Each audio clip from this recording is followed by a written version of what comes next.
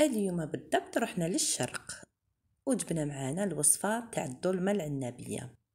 واحد البنة تجيب الفريك، شوفوا ديك لاصوص، شوفوا داك الطبق.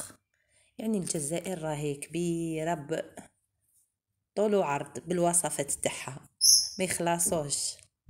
لهنا كما شفتوني درت شويه تاع الزيت، شويه تاع لا ماركارين، وحكمت 2 طراف تاع اللحم ولا عندك طرف كبير كيما حبيتي.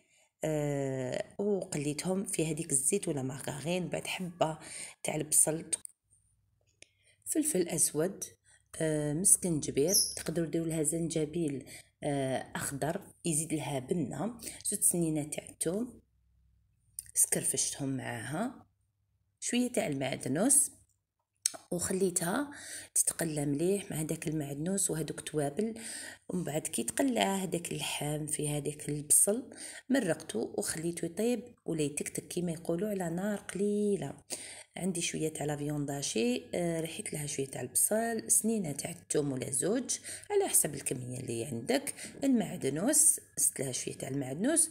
لهنا الفريك كنت شللته مليح، غسلته صفيته وزدت لها الفريك، الملح، فلفل اسود، يعني التوابل اللي درتهم في المرقه درتهم هنا. اللي ما يحبش يدير مسكنجبير ما يديروش، ولكن يعطيه بنه شابه.